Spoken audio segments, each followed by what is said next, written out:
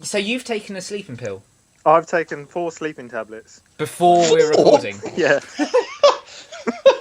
What, because you want to wake up after the Ashes this summer because it's going to be such a disappointment? No, so hopefully we can get this done in an hour because then they start kicking in. All right, I'm trying to keep myself. Towards the no end. pressure. Towards the end, I'm going to be like a drained battery. It's going to be like Droopy. The most exciting game ever.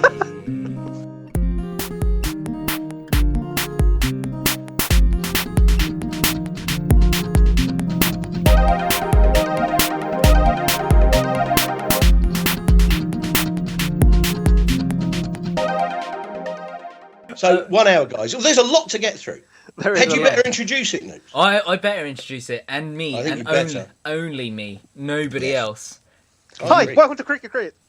Welcome to a long-awaited episode of Cricket Critics. Is it really though? There was When you say long-awaited, one guy commented on our are you going to get stuck into him straight away? Well, Have you got his comment up? no, I can get it. Yeah. I'm trying to stay awake by The big story is the World Cup. What are we doing? Well, why did you delay it then? Why did you delay it? I wanted to watch the highlights. That's why. It doesn't matter. Anyway, we can edit this out. So I've got a full list of the matches so far. In the World Cup. In the World Cup so far. So what I say is you're just ignoring the whole India-Australia Test series. That didn't happen as far as you're concerned. Is it because Virat Kohli got loads of runs? Is that the reason why? We got no one to slag off. Dhoni retired. No, didn't happen. Mention that. Yeah, you two drove him into retirement. You should be ashamed. Calling him overrated. He listened to our podcast. Yeah. Go on then. So this is a World Cup special, is it? Luke? I think so. I think it's needed. I mean, the main cricket talk at the moment. I quite agree. It depends. The trouble is with this, as the games move fast, how long is it going to take you to get this up? Well, we can talk about it generally. Well, it doesn't matter. We all know the quarter-final is going to be. That's the good thing about World Cups, because we have a plethora of remotely useless games where we all know what's going to happen. There might be the odd upset, but we all know the quarter-final is going to be, don't we? We all know that. We all know the minnows. Yeah. Well, they should let us turn up and play. Honestly, Scotland, what is the point of... I mean, it's a good question. What's the point of Scotland anyway, as a country? Are we going to come to this, right? You can save your political points. All right, sorry. Well, sorry, I've jumped the gun. Yeah, we're going to... Have you introduced it yet? I have. And talked over by sleeping tablet Joe over there. I want to go into this in chronological order, of course. Oh, one thing we have skipped over before pre-World Cup. This is AB de Villiers. Timmy! Fastest. Timmy! It was a magnificent innings, wasn't it? It was just... Wow. Anyway. It was mental, wasn't it? Yeah, he gets mentioned enough. Anyway. So... I'm not jealous. He's just stupid. Yeah. Right, Sri Lanka, New Zealand. Dream opening match. I mean, could you ask for any more? Nope. Well, World Cup everyone could. The fact of the matter is that, as far as the rest of the world was concerned, this was just a mere hors d'oeuvre before the main event on Valentine's Day.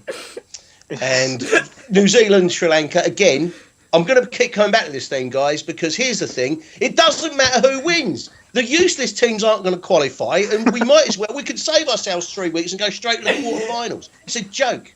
It's a money-making scheme. Because of the massive cricket audiences in Scotland. We'll get to it. So we had England versus Australia. Now. Oh, don't even. Oh, that's even worse. No, wait. Stephen Finn gets a fifer. Yeah. Yeah, right at the end. I know. That's a sporty V-style fifer if ever I've seen one. That is. Cheeky bastard. The main talking point of that game was, of course, James Taylor. Of course.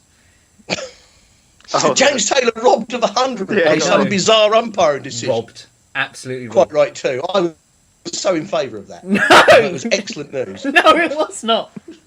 They basically, what happened was they thought, we're never going to the end of this if James Taylor gets 100, albeit in an Ian Bell-style losing cause.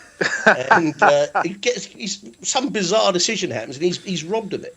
He played very well. Well, he got given a run out when the umpire was taking a third umpire decision or something, wasn't it? Yeah, well, it was a review, and then they ran him out. But it should have been a dead ball because it was. Oh, I don't know. As far as they're concerned, it doesn't matter. England lost. Yeah, they lost by miles, man. Oh God! It really not just by miles, almost by light years. if you measure the distance they lost, I understand there are 4 nearer galaxies than that distance.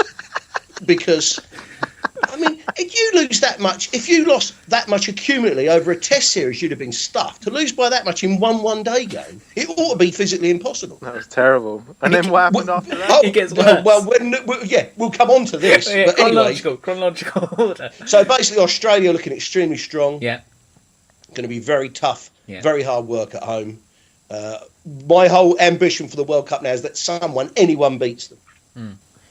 So we saw a very, very crucial game, a very, very important game, one of the most talked about games, loads of hype, loads of build-up, you know, the same continent, 2 countries, Zimbabwe and South Africa.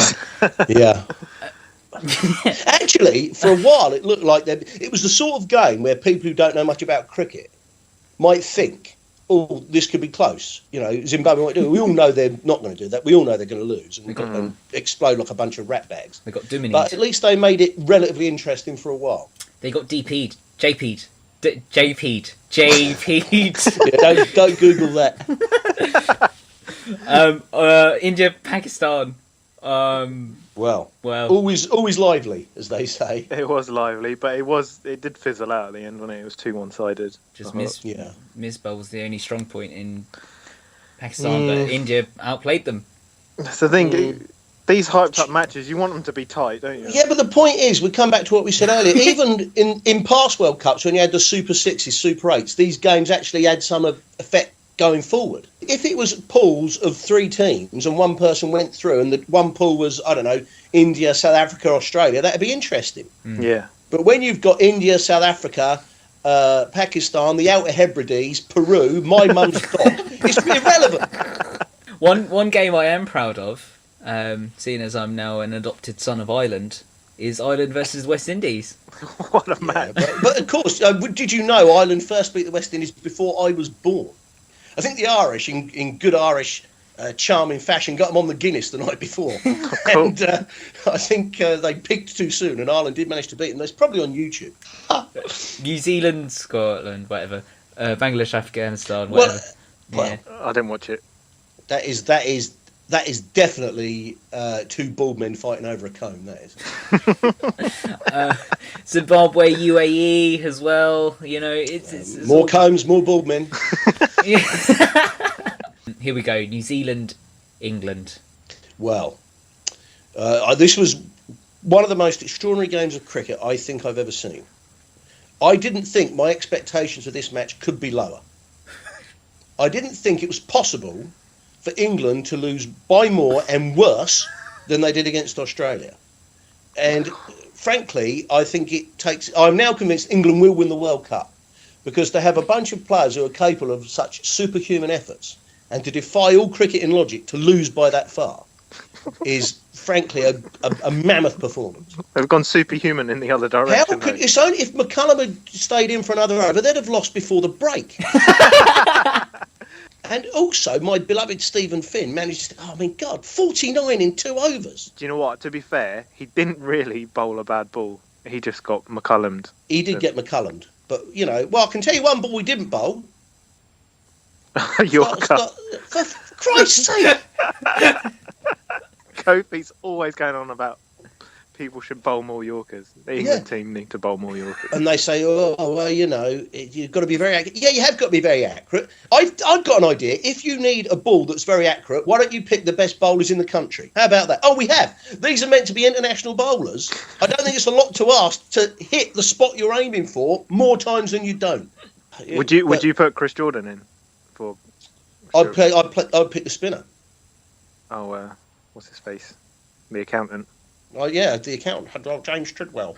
I'd get him in. Would you like a pickle and pickle sandwich? Pickle and pickle sandwich. That's what he does at tea. No Ravi Bopara. I'd have Ravi in the team as well, you know that. Why no Ravi Vara? What is this? I assume he's brought everyone down in the dressing room. And I understand he rings people up and then says, "Oh, I've taken some sleeping tablets. I'm in it." I don't know. We could talk about this forever. Next, what was the next game? Nick? Yeah, next.